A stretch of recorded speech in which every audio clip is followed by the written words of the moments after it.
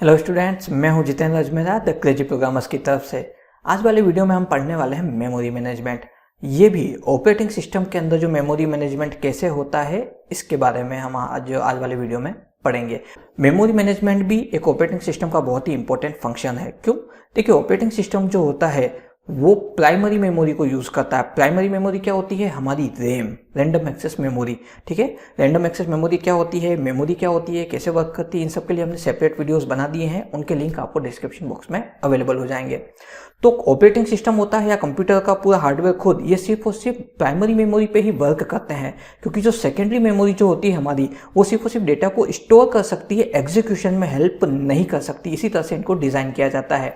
तो primary memory यानी कि हमारी जो रैम होती है या जो वर्चुअल मेमोरी होती है, ठीक है, इनके ऊपर ही सारे प्रोसेस एग्जीक्यूट होते हैं। अब रैम की अगर बात करें तो 4 GB, 8 GB, 16 GB, 32 GB की साइजेस में आती है, 64 GB की साइजेस में भी अवेलेबल है। लेकिन फिर भी ये क्वांटिटी काफ़ी कम होती है, क्योंकि प्रोग्राम तो मल्टीपल होते हैं, वो बार बार एग्जीक्यूट होते रहते हैं। सपोज जैसे गेम की बात करें, एक ही गेम आप 10 बार खेलते हो तो 200 बार मेमोरी यूज हो रही है। अब 64 GB रैम है, ऐसा तो नहीं कि उसको सिर्फ गेम चलाना है, सिस्टम के खुद के भी प्रोसेस चलते रहते हैं। हम मल्टीटास्किंग करते हैं तो सारे टास्क चलते हैं, और हर एक टास्क एक बड़ा एप्लीकेशन खुद मल्टीपल प्रोग्राम से बना है, तो प्रोग्राम भी लगातार चलते रहते हैं। तो आप खुद सोचिए कि जो मेमोरी एलोकेशन, जो प्राइमरी मेमोरी जो है उसका मैनेजमेंट करना कितना जरूरी है। और एक और चीज़ कि ओरिजिनल डेटा जो होता है वो तो मेन मेमोरी में सेव है, यानी कि हमारा जो सेकेंडरी मेमोरी सॉरी जो है उसमें सेव है। तो जब भी किसी भी प्रोग्राम की रिक्वायरमेंट है तो उसे सेकेंडरी मेमोरी से उठा करके मेन मेमोरी यानी कि प्राइमरी मेमोरी में लेकर के आना, काम खत्म हो जाने में फिर से उसे प्राइमरी मेमोरी से उठा करके सेकेंडरी मेमोरी में ट्रांसफर करना। प्लस प्राइमरी मेमोरी की जो कैपेसिटी कम है तो उसके लिए जितना भी स्पेस अवेलेबल है उसी के अकॉर्डिंग प्रोग्राम्स को बुलाना, स्पेस एलोकेट करना एंड काम खत्म होने पर प्रोग्राम्स को फिर से भेज देना। ये सब मेमोरी मैनेजमेंट में आता है जो कि ऑपरेटिंग सिस्टम परफॉर्म करता है। ठीक है, इसके अलावा अगर हम बात करें तो चाहे सेकेंडरी मेमोरी हो चाहे प्राइमरी मेमोरी हो, कौन सा प्रोग्राम का कौन सा पार्ट कहाँ पे स्टोर है, उसका लॉजिकल एड्रेस क्या है, उसका फिजिकल एड्रेस क्या है, इन सब को लगातार मेंटेन करके रखना। मेमोरी के अंदर यानी प्राइमरी मेमोरी में कौन से स्पेस फ्री हो रहे हैं, उनको किस किस को अलॉट करना है, ये सारा काम भी जो है मेमोरी मैनेजमेंट के अंदर होता है। ठीक है, इसके अलावा किस प्रोसेस को कौन सा मेमोरी पार्ट कब एलोकेट करना है और कितना एलोकेट करना है, ये भी लगातार चेक किया जाता है। ठीक है, ऐसा नहीं कि एक प्रोसेस एक बार एग्जीक्यूट हुआ तो उसने जितना मेमोरी स्पेस लिया अगली बार भी वो उतना ही लेगा, हो सकता है अगली बार उससे कम या ज्यादा ले। ठीक है, तो ये चीज भी मेंटेन करके रखी जाती है मेमोरी मैनेजमेंट के अंदर। इसके अलावा ठीक है कि ये भी डिसाइड किया जाएगा कि किस प्रोसेस को कितने टाइम पीरियड के लिए मेमोरी दी जाएगी, किस टाइम पे दी जाएगी ये तो रखा जाएगा, कितने टाइम पीरियड के लिए दी जाएगी ये भी ध्यान रखा जाता है। सपोज जैसे कि सिस्टम को पता लग गया कि 8-10 प्रोग्राम आ रहे हैं कि इनमें से अगर कोई एक प्रोग्राम ऐसा है जो पूरी मेमोरी को काफी लंबे टाइम के लिए होल्ड करके रखेगा, तो उस प्रोग्राम को ही लिस्ट से हटा दिया जाता है ताकि बाकी प्रोग्राम चले। क्यों? एक प्रोग्राम को चलाने के पीछे 7-8 प्रोग्राम को होल्ड करके रखना is not a good choice. ठीक है, तो सिस्टम क्या करता है, या पहले क्या है, जो बड़ा प्रोग्राम इसको एक बार साइड में रखो, ये जो छोटे छोटे प्रोग्राम से पहले इनको एग्जीक्यूट करके फ्री कर दो, फिर बड़े प्रोग्राम को मेमोरी एलोकेट करनी है। तो ये भी ट्रिक जो है मेमोरी मैनेजमेंट में रखा जाता है। फिर उसके बाद अगर हम बात करें कि जब भी किसी भी प्रोग्राम के अंदर उसने जो मेमोरी एलोकेट कर रखा, वो मेमोरी जब भी फ्री हो जाएगी, ठीक है, या अनएलोकेट पड़ी है, तो उसका लगातार अपडेटेशन बनाए रखना कि कितनी मेमोरी फ्री हुई है और कितनी मेमोरी फ्री मौजूद है। क्या उनको डायरेक्टली एलोकेट करना है या फिर से मर्ज करके एक बड़ा मेमोरी स्पेस क्रिएट करके रखना है, ये सब कुछ मेमोरी मैनेजमेंट के अंदर आता है। और यहाँ पे फिलहाल हम सिर्फ और सिर्फ प्राइमरी मेमोरी की ही बात कर रहे हैं, सेकेंडरी मेमोरी हमने यहाँ पे इस्तेमाल नहीं करी है। ठीक है, अब हम आगे बढ़ते हैं। मेमोरी एलोकेशन क्या होता है? जैसे कि मैंने बताया, जितनी भी अवेलेबल मेमोरी मौजूद है रैम में, जितना भी स्पेस जो मौजूद है, ठीक है, उनमें से कब और कितना पार्ट किस प्रोग्राम को जो है अलॉट करना है, उसे देना है, ये कहलाता है मेमोरी एलोकेशन। प्लस इसका रिकॉर्ड रखा जाता है। ठीक है, कौन सा प्रोग्राम कब आया, उसे कितना मेमोरी स्पेस एलोकेट किया है, उसका फिजिकल लॉजिकल एड्रेस क्या है, यानी कि वो मेन प्राइमरी मेमोरी में कहाँ जाकर के सेव हुआ है। ठीक है, इस एड्रेस को भी होल्ड करके रखा जाता है और कितने टाइम पीरियड के लिए वो जो है मेमोरी स्पेस यूज होगा, ताकि उस टाइम पीरियड के बाद उस मेमोरी स्पेस को फ्री करा करके फिर से जो है मेन मेमोरी के अंदर, सॉरी प्राइमरी मेमोरी के फ्री रिकॉर्ड के अंदर ऐड कर दिया जाए। यानी कुल मिलाकर के आप ऐसे समझ लीजिए कि प्राइमरी मेमोरी उस चेयर की तरह है जिस पर लगातार कोई ना कोई आकर के बैठ ही रहा है, वो जा ही रहा है। ठीक है, वो आइडल कंडीशन में कभी रहेगी नहीं। हमारे चलाए हुए प्रोग्राम यानी कि यूजर ओरिएंटेड प्रोग्राम तो है ही है, प्लस सिस्टम ओरिएंटेड प्रोग्राम जो खुद के होते हैं जिन्हें हम सर्विसेज बोलते हैं, ये भी लगातार चलती रहती है। तो प्राइमरी मेमोरी पे काफ़ी ऑलरेडी लोड रहता है। ठीक है, यहाँ पे एक वर्ड आप देखेंगे फिजिकल और वर्चुअल मेमोरी स्पेस। ठीक है, अब फिजिकल और वर्चुअल मेमोरी स्पेस क्या होता है मैं आपको सिंपल वे में समझा देता हूँ। ठीक है, हालांकि ऑलरेडी हमने इसके ऊपर सेपरेट वीडियोस बनाए हैं, यहाँ पे मैं एक बार आपको शॉर्ट में समझा देता हूँ। ठीक है, जब भी क्या होता है कि रैम की सपोज जैसे कैपेसिटी है 8 GB, और क्या हुआ कि अभी रैम फिलहाल पूरा फुल है और फिर भी लगातार प्रोग्राम्स आए जा रहे हैं। ठीक है, या फिर कोई प्रोग्राम ऑलरेडी रैम में चल रहा है, उसको ज़्यादा स्पेस चाहिए। अब ऐसी कंडीशन में क्या करें, ज़्यादा देर तो होल्ड कर नहीं सकते, वरना पूरा सिस्टम जो है वो हैंग हो जाएगा, रुक जाएगा। तो इस कंडीशन में क्या किया जाता है कि जो सेकेंडरी मेमोरी जो हमारा होता है, जिसे हम हार्ड डिस्क बोलते हैं या फिर आजकल SSD लगते हैं, ठीक है, उसमें से कुछ स्पेस को टेम्परेरी टाइम पीरियड के लिए लिया जाता है। ठीक है, उसे ऑक्यूपाई करके एज ए रैम की तरह ही इस्तेमाल किया जाता है। लेकिन ये जो स्पेस होता है ये टेम्परेरी जो है रैम बनता है, परमानेंट नहीं।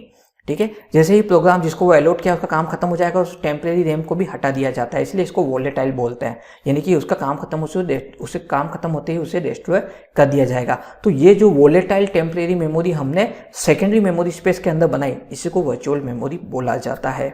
ठीक है, तो कुल मिलाकर के फिजिकल मेमोरी हो यानी कि खुद प्राइमरी मेमोरी हो या जो वर्चुअल मेमोरी हो, इन दोनों का ही एलोकेशन कैसे होगा, कितनी देर के लिए होगा, किसके साथ होगा, ये सब कुछ मेंटेन करके रखने का काम मेमोरी एलोकेशन के थ्रू किया जाता है, और मेमोरी एलोकेशन मेमोरी मैनेजमेंट के थ्रू किया जाता है।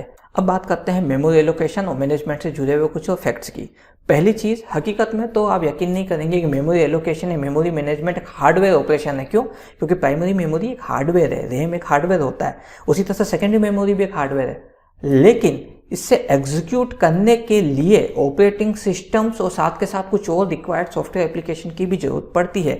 यानी कि ये जो प्राइमरी मेमोरी है ये इनबिल्ट फंक्शंस के साथ आती है, इनबिल्ट प्रोग्राम्स के साथ आती है, प्लस साथ के साथ ऑपरेटिंग सिस्टम इन्हीं प्रोग्राम के साथ में कम्युनिकेशन करके रैम को कंट्रोल करता है। यानी कि ये hardware plus operating system plus inbuilt RAM के जो प्रोग्राम होते हैं इनके कॉम्बिनेशन में चलता है। अब आप बोलेंगे सर रैम में तो कोई प्रोग्राम नहीं होता, वो तो रोम के अंदर आता है, रीड ओनली मेमोरी के अंदर। तो ये एक्चुअली रैम जो है वो ऑपरेटिंग सिस्टम के साथ तो कम्युनिकेट कर रही है ना, तो ये प्रोग्राम्स कहाँ पे, ये रैम के अंदर ही तो मौजूद है, तभी तो वो जो है कम्युनिकेट कर पा रही है।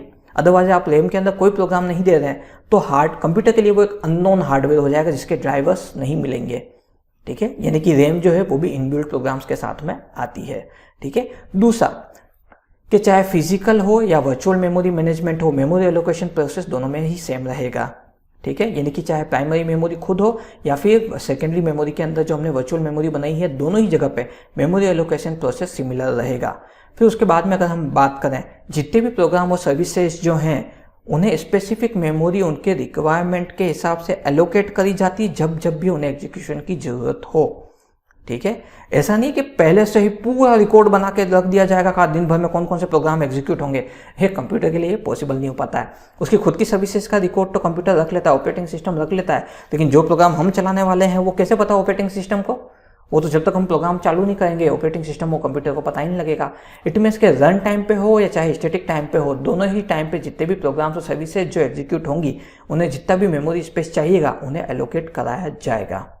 ठीक है, अब आते हैं अगले पॉइंट पे कि जब भी कोई प्रोग्राम अपना एग्जीक्यूशन या ऑपरेशन खत्म कर लेता है वो आइडल कंडीशन में आ जाता है, यानी कि प्रोग्राम का एग्जीक्यूशन कंप्लीट हो गया, तो मेमोरी जो उसने रिलीज करी ये फिर से दूसरे प्रोग्राम्स को एलोकेट कर दी जाती है। यानी कि प्रोग्राम खत्म हो गया, प्रोग्राम आइडल कंडीशन में आ गया, मेमोरी कभी आइडल कंडीशन में नहीं आती, वो लगातार एलोकेट होती रहती है। ठीक है, और अगर किसी भी प्रोग्राम को फ्री मेमोरी की रिक्वायरमेंट नहीं, यानी जो मेमोरी स्पेस फ्री हुआ है किसी और प्रोग्राम को उसकी रिक्वायरमेंट नहीं है, तो इस मेमोरी को प्राइमरी मेमोरी के जो रिमेनिंग जो फ्री पार्ट है उसके अंदर मर्ज कर दिया जाएगा। ठीक है, तो ये सारे जो टास्क होते हैं ये मेमोरी मैनेजमेंट मेमोरी एलोकेशन में आते हैं। ओके, अब हम आगे बढ़ते हैं थोड़ा सा। मेमोरी एलोकेशन जो होता है, ठीक है, ये दो टाइप से होता है, इस बारे में बात कर लेते हैं। एक होता है स्टैटिक मेमोरी एलोकेशन, एक होता है dynamic memory allocation. Now static memory allocation क्या होता है? प्रोग्राम के एग्जीक्यूशन होने से पहले उसका कंपाइलेशन होता है, यानी कि प्रोग्राम जो है वो हाई लेवल लैंग्वेज से मशीनी लैंग्वेज के अंदर जो है कंपाइल होता है, ट्रांसलेट हो जाता है एक तरह से, ताकि मशीन कंप्यूटर जो है ऑपरेटिंग सिस्टम जो है आपका वो उसको समझ सके। ठीक है, प्लस साथ के साथ उसे कितना मेमोरी स्पेस चाहिएगा या उसे और कौन कौन से रिसोर्स चाहिए ये सब भी कंपाइल टाइम पे ही डिसाइड कर लिए जाते हैं। तो इस टाइम पे जो मेमोरी स्पेस वो प्रोग्राम मांग रहा है, रिक्वायर्ड कर रहा है, उसे एलोकेट कर दिया जाता है। ये कहलाता है स्टैटिक मेमोरी एलोकेशन। लेकिन इसका एक छोटा सा ड्रॉबैक है। अगर प्रोग्राम एग्जीक्यूट होना शुरू हो चुका है और प्रोग्राम को लगता है कि नहीं हमें तो ज़्यादा मेमोरी स्पेस चाहिए, तो वो उसे नहीं मिल सकता। क्यों? उसने पहले जितना बोला उसे उतना जो है स्पेस दे दिया गया। इसको होटल के एग्जाम्पल से समझते हैं। आप किसी होटल में रूम बुक कराने के लिए कोई आपने बोला कि हमें 3 रूम चाहिए, तो होटल वाले ने कंफर्म किया अक्सर आपको 3 रूम ही चाहिए ना, क्योंकि आप बाद में आके मांगेंगे तो नहीं मिलेंगे क्योंकि रूम्स फुल हो जाएंगे। आपने बोला नहीं हमें 3 ही चाहिए, आपको 3 रूम दे दिए। फिर बाद में क्या हुआ कि आपके कुछ और फ्रेंड्स आ गए एकदम से, अब आपको लगा कि हमें और रूम चाहिए, पर अब आपको रूम मिल नहीं सकते हैं, क्योंकि स्टैटिक मेमोरी एलोकेशन क्या करता है कि टोटल अवेलेबल जितनी मेमोरी है वो प्रोग्राम्स की रिक्वायरमेंट के हिसाब से उनमें बांट देता है और पूरा खुद को कंज्यूम कर लेता है। अब रन टाइम पे कोई प्रोग्राम बोले मुझे और मेमोरी चाहिए तो उसे मिल नहीं सकती। नतीजा क्या होगा? वो प्रोग्राम टर्मिनेट हो जाएगा। क्यों? क्योंकि जब उसे मेमोरी नहीं मिलेगी तो एग्जीक्यूट हो ही नहीं पाएगा और वो टर्मिनेट होगा। इस प्रॉब्लम से बचने के लिए डायनेमिक मेमोरी एलोकेशन कंसेप्ट जो है वो बनाया गया। ठीक है, अब इसमें क्या होता है कि जब प्रोग्राम रन हो रहा है, रनिंग टाइम पे, एग्जीक्यूशन टाइम पे उसे जितनी मेमोरी चाहिए उसे प्रोवाइड करवा दी जाएगी। ठीक है, लेकिन ऐसा नहीं डायनेमिक मेमोरी एलोकेशन इंडिविजुअल काम करता है, ये स्टैटिक का अपग्रेडेड वर्जन है। यानी कि जब भी कोई प्रोग्राम ऑपरेटिंग सिस्टम के पास आता है तो प्राइमरी मेमोरी में से उसे स्टैटिक टाइप में तो स्पेस दिया ही जाता है, साथ के साथ अगर वो रन टाइम पे और स्पेस मांग रहा है तो उसे वो भी दे दिया जाएगा। ठीक है, इट मीन्स के स्टैटिक मेमोरी एलोकेशन कंसेप्ट खुद इंडिविजुअल वर्क कर सकता है, लेकिन डायनेमिक मेमोरी एलोकेशन ये स्टैटिक मेमोरी एलोकेशन कंसेप्ट को भी काम में लेता है। ठीक है, इस चीज़ को हमेशा ध्यान रखिएगा। ओके, अब हम आगे बढ़ते हैं। ऑपरेटिंग सिस्टम जो होते हैं, हमने ये तो पढ़ लिया कि मेमोरी एलोकेशन 2 टाइप से होता है, स्टैटिक और डायनेमिक। स्टैटिक यानी कि प्रोग्राम शुरू होने, एग्जीक्यूशन शुरू होने से पहले सारा स्पेस दे दिया, वो फिक्स हो गया, बाद में बदला नहीं जा सकता। और डायनेमिक रन टाइम पे जितना भी मेमोरी स्पेस चाहिए वो उसे हम प्रोवाइड कर सकते हैं। ठीक है, लेकिन फिर से मैं होटल का ही एक बार एग्जांपल दूं आपको इसके अंदर कि अगर हम बात करें जैसे स्टैटिक की कि सपोज होटल में जैसे 10 रूम ही है, उसमें से 3 आपको मिल गए, 7 किसी और ने ले लिए, मेमोरी फुल। ठीक है, होटल फुल हो गया, अब आपको और रूम चाहिए, नहीं मिल सकते। ठीक है, डायनेमिक में क्या है कि होटल्स के अंदर आपको जब चाहिए जितने चाहिए रूम मिल जाएंगे, लेकिन डायनेमिक के कंसेप्ट के लिए आपको ऐसा होटल चाहिएगा जिसमें 100 रूम हो, 100 रूम या फिर उससे भी ज़्यादा, ताकि होटल कभी फुल ही ना हो, हमेशा रूम्स खाली रहें, अवेलेबल रहें। ठीक है, तो अब आप खुद सोचिए कि जब रियल वर्ल्ड में भी अगर इस टाइप का कंसेप्ट लाना हो गया, होटल्स में रूम्स हमेशा अवेलेबल रहे, चाहे कितने भी गेस्ट आ जाए, तो वो होटल कितना बड़ा होगा, उसमें कितने सारे रूम्स होंगे। ऐसे ऐसे होटल्स भी होते हैं यहाँ पे 700, 700, 800, 800 रूम्स भी होते हैं, ऐसे होटल्स अवेलेबल है। ठीक है, तो आप खुद सोचिए जब होटल्स में ऐसा करना पड़ रहा है तो मेमोरी में कितना करना होगा। यानी कि अगर हमें डायनेमिक मेमोरी एलोकेशन अप्लाई करना है तो प्राइमरी मेमोरी का साइज भी उतना ही ज़्यादा होना चाहिए। इसीलिए प्राइमरी मेमोरी आपको 64 GB तक देखने को मिलेगी। ठीक है, तो ये होता है मेमोरी एलोकेशन। तो ये तो हुए 2 टाइप मैकेनिज्म, यानी कि दोनों स्टैटिक और डायनेमिक मेमोरी एलोकेशन किस मैकेनिज्म के थ्रू अप्लाई होते हैं वो अब हम पढ़ लेते हैं। तो इसमें 2 तरह के मैकेनिज्म काम में आते हैं। पहला है सिंगल पार्टीशन एलोकेशन, दूसरा है आपका मल्टीपल पार्टीशन एलोकेशन। ठीक है, अब बात करते हैं पहले सिंगल पार्टीशन एलोकेशन की। इसको समझना बहुत ही आसान है। जैसे सपोज आपका प्राइमरी मेमोरी जो रैम जो है 8 GB का है, तो इस 8 GB में एक प्रोग्राम आया, वो जो है 1 GB का, उसको 1 GB का स्पेस उसने ऑक्यूपाई कर लिया। दूसरा प्रोग्राम आया वो 3 GB का, उसने स्पेस ऑक्यूपाई कर लिया 3 GB का। तीसरा प्रोग्राम आया वो 512 MB का, उसने इतना स्पेस ले लिया। चौथा आया वो 200 MB का, उसने इतना स्पेस ले लिया। 5वां प्रोग्राम आया वो 2 GB का है, उसने उतना स्पेस ले लिया। यानी कि प्राइमरी मेमोरी जो है वो कंप्लीटली एक बड़े बॉक्स की तरह अवेलेबल है। जो जो प्रोग्राम आ रहे हैं वो अपने हिसाब से स्पेस ऑक्यूपाई करके बैठते जा रहे हैं। ठीक है, वो इस चीज़ को यूज़ करते जा रहे हैं। तो ये होता है सिंगल पार्टीशन, यानी कि प्राइमरी मेमोरी को कोई पार्टीशन नहीं किए, एक ही पार्टीशन है, उसी में आ करके प्रोग्राम जो है स्पेस लेते जा रहे हैं। ठीक है, लेकिन यहाँ पे एक नुकसान ये होता है कि इस तरह से मेमोरी जब फिल हो जाती है तो किसी न किसी प्रोग्राम के मेमोरी को फ्री करने का वेट किया जाता है। जब वो प्रोग्राम फ्री होकर के चला जाएगा तो उतने मेमोरी स्पेस को दूसरे प्रोग्राम को दे दिया जाएगा। और इसके अंदर एक रिलोकेशन रजिस्टर स्कीम काम में आती है। आप डायग्राम देखिए, यहाँ पे ये पूरा जो ब्लू पोर्शन है ये मेरा रैम है। मैं मान के चलता हूँ कि 8 GB का है, इसमें से 1 GB इसने ले लिया, 3 GB इसने ले लिया, 4 GB ये चला गया, 512 इन्होंने ले लिया। ठीक है, तो क्या हुआ, लगभग 1 GB इन्होंने ले लिया, तो 5 GB तो ऑक्यूपाई हो गया। 1 और 3 4 और 1 5 GB, इसने 2 GB ले लिया, 6 7 और इसने ले लिया 1 GB, 8 GB कंप्लीट। लेकिन यहाँ पे ब्लॉक्स नहीं बटे हुए हैं, फिक्स है, एक ही मेमोरी में सब अपने अपने हिसाब से जगह घेर करके बैठ गए। अब क्या है, कोई नया प्रोग्राम आएगा उसको तब तक मेमोरी नहीं मिलेगी जब तक इनमें से कोई यहाँ से जाता नहीं है। सपोज जैसे P3 उसका काम खत्म हो गया, वो चला गया, 512 MB फ्री हो गया। लेकिन जो नया प्रोग्राम आया वो तो भाई 1 GB का है, तो वो एग्जीक्यूट नहीं हो पाएगा। उसके लिए या तो P4 के फ्री होने का वेट करना पड़ेगा ताकि टोटल मिला के 1 GB खाली हो, या P1 के जाने का वेट करना पड़ेगा जो खुद 1 GB का है, या फिर इनमें से कोई बड़ा प्रोग्राम जो एग्जीक्यूट होकर चला गया तो एक बार वहाँ पे आकर के दूसरे प्रोग्राम एग्जीक्यूट हो सकते हैं। ठीक है, ये है सिंगल पार्टीशन एलोकेशन कंसेप्ट। अब रिलोकेशन रजिस्टर क्या होता है? ये प्राइमरी मेमोरी में एक तरह से हम बोल सकते हैं एक इंडेक्स क्रिएट करके रखी जाती है कि यहाँ पे कब कौन आ रहा है, कौन सा प्रोग्राम आ रहा है और किस एड्रेस में मेमोरी में, इतने बड़े मेमोरी में कहाँ जा करके वो सेव हो रहा है, उसका एड्रेस होल्ड करके रखा जाता है। यानी कि एक प्रोग्राम आया P1, वो किस एड्रेस पे गया, इसको होल्ड कर लिया। इसी तरह से P2, P3, P4, P5, P6 ये आए हैं, क्या क्या साइज के हैं, कितना स्पेस इन्होंने लिया है और इनके एड्रेस क्या है और कहाँ कहाँ पर जाकर के ये सेव हुए हैं। ठीक है, ताकि जब भी इनमें से कोई जाए तो उतना स्पेस फ्री होते ही ऑटोमेटिक प्राइमरी मेमोरी को पता लग जाएगा इतना स्पेस फ्री हो गया, तो उसके अकॉर्डिंग वो नेक्स्ट प्रोग्राम को जो कॉल करेगा या मेमोरी स्पेस एलोकेट कर सकता है। तो ये होता है रिलोकेशन रजिस्टर स्कीम। और सिंगल पार्टीशन यानी कि रैम के कोई पार्टीशन नहीं किया, पूरा एक ही कॉमन पार्टीशन है, सभी उसके अंदर है। ये एक बड़े होल की तरह है, यहाँ पे आपको प्राइवेसी नहीं मिलेगी, किसी प्रोग्राम के पास कोई प्राइवेसी नहीं है। ठीक है, ओपन स्पेस है, जिसको जितना चाहिए उसने उतना ऑक्यूपाई कर लिया। ठीक है, रिलोकेशन रजिस्टर क्या करेगा कि हर प्रोग्राम का फिजिकल और लॉजिकल एड्रेस होल्ड करके रखेगा ताकि हर एक प्रोसेस को या प्रोग्राम को इंडिविजुअल जो है या फिर सेपरेटली जो है आइडेंटिफाई किया जा सके। ठीक है, अदरवाइज अगर ये रिलोकेशन रजिस्टर हटा दे तो P1, P2 इनके अंदर डिफरेंस करना ही मुश्किल हो जाएगा। क्यों? क्योंकि कोई पार्टीशन नहीं है ना, सब एक ही कमरे में बैठे हैं। ठीक है, एक ही बड़े से स्पेस में बैठे हुए हैं, तो इनमें डिफरेंस करना जो है वो प्रॉब्लम हो जाएगा कि P1 अलग प्रोग्राम है और P2 अलग प्रोग्राम है। इसके लिए यहाँ पे इनका इंडेक्स होल्ड करके रखा जाता है। ठीक है, ये होता है आपका सिंगल पार्टीशन एलोकेशन। मैंने इसके ड्रॉबैक भी बता दिए। ठीक है, कि कैसे जो है प्रोग्राम्स को वेट करना पड़ता है। दूसरा जो ड्रॉबैक मैंने बता दिया कि यहाँ पे जो है कोई प्राइवेसी नहीं मिलेगी किसी भी प्रोग्राम को। हाँ, वो एक दूसरे के साथ कभी मर्ज नहीं होंगे, आपका प्रोग्राम इंडिविजुअली रन करेगा क्योंकि रिलोकेशन रजिस्टर यहाँ पे यूज किया जा रहा है। ठीक है, तो ये होता है सिंगल पार्टीशन एलोकेशन। अब बात करते हैं मल्टीपल पार्टीशन एलोकेशन की। जैसा कि नाम से ही पता लग रहा है, ये हमारी रैम है, प्राइमरी मेमोरी। इसके अंदर फिक्स साइज के अलग अलग मेमोरी ब्लॉक बना दिए जाते हैं, यानी कि होल के अंदर मैंने पार्टीशन करके कमरे बना दिए। ठीक है, अब फिक्स साइज के, लेकिन यहाँ डायग्राम में तो मुझे अलग अलग साइज के दिख रहे हैं। जो येलो कलर के हैं ना, ये सारे मेमोरी ब्लॉक्स हैं।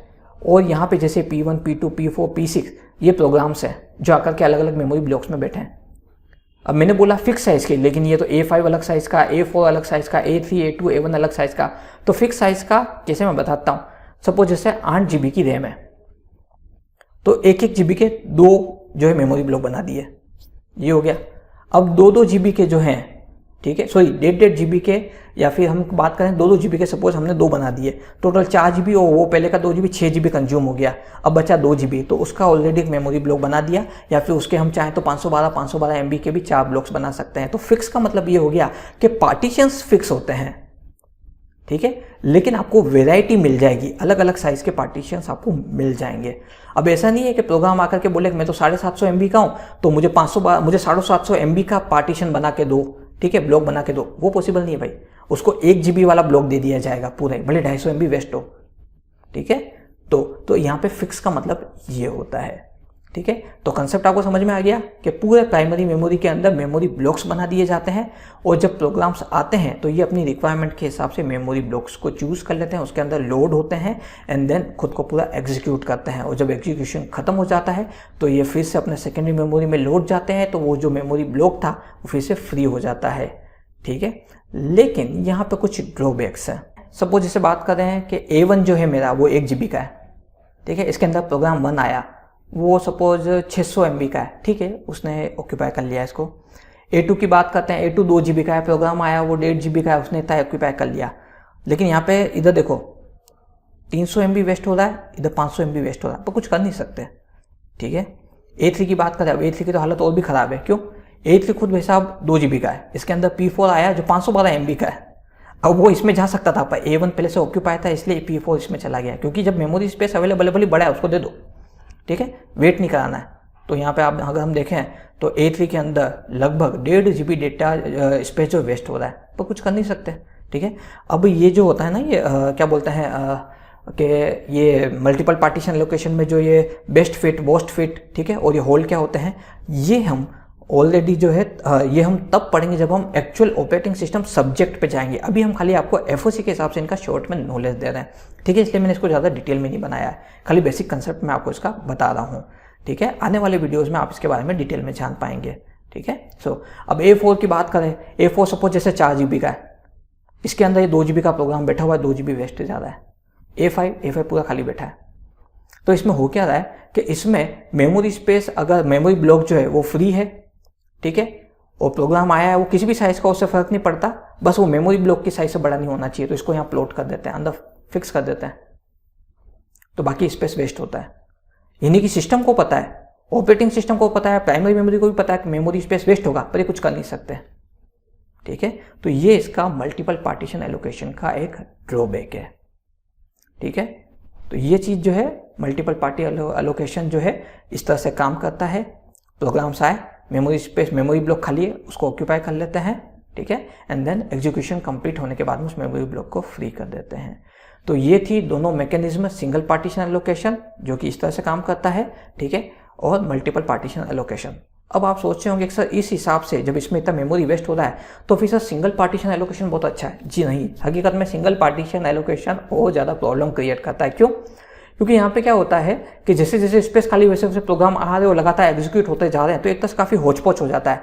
क्यों? अभी P1 पे कोई और इस वाली लोकेशन पे, मतलब यहाँ पे इस लोकेशन पे, इस एड्रेस पे P1 रखा हुआ था, जब इसका एग्जीक्यूशन कंप्लीट हो गया तो यहाँ पे कोई छोटा प्रोग्राम आ गया, ठीक है, तो वो बाकी स्पेस लेकर के बैठा, रिमेनिंग स्पेस उसने छोड़ दिया। यानी कि यहाँ पे सिंगल पार्टीशन एलोकेशन में क्या होता है, टोटल मेमोरी जितनी है उसका डिस्ट्रीब्यूशन बिल्कुल अनइवन है, रैंडम डिस्ट्रीब्यूशन है, अनइवन है।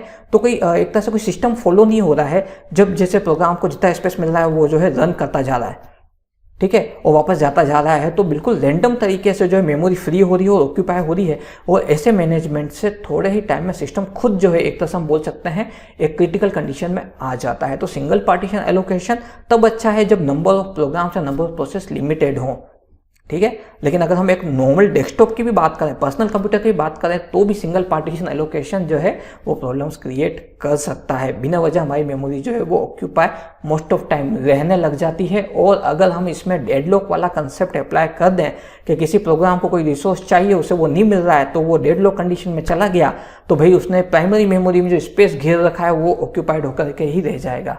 तो सिंगल पार्टीशन ये प्रॉब्लम क्रिएट करता है।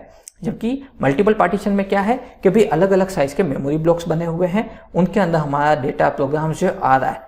तो अगर ज़्यादा से ज़्यादा कोई प्रोग्राम एग्जीक्यूट नहीं हो रहा है, डेडलॉक कंडीशन में चला भी गया, तो वो सिर्फ उसी मेमोरी ब्लॉक को होल्ड करके का बाकी जो है अनइंटेक्ट रहेंगे, वो इजीली जो है कंटिन्यूटी प्रोसेसिंग करते रहेंगे। तो ये था हमारा मल्टीपल पार्टीशन एलोकेशन। मैं उम्मीद करता हूँ इस वीडियो के अंदर आपको memory allocation, memory management, static और डायनेमिक मेमोरी एलोकेशन और सिंगल पार्टीशन और मल्टी पार्टीशन एलोकेशन समझ में आ गया होगा। फिर भी अगर आपके मन में कोई डाउट है, ठीक है, कोई क्वेरी है, कोई चीज़ आप डिटेल में जानना चाह रहे हैं, या कोई फीडबैक या कोई सजेशन है, तो हमें कमेंट बॉक्स में लिख करके बताएं। हमारे इस वीडियो को लाइक कीजिए और चैनल को सब्सक्राइब कीजिए ताकि इसी तरह के वीडियोस की इन्फॉर्मेशन आपको मिलती रहे।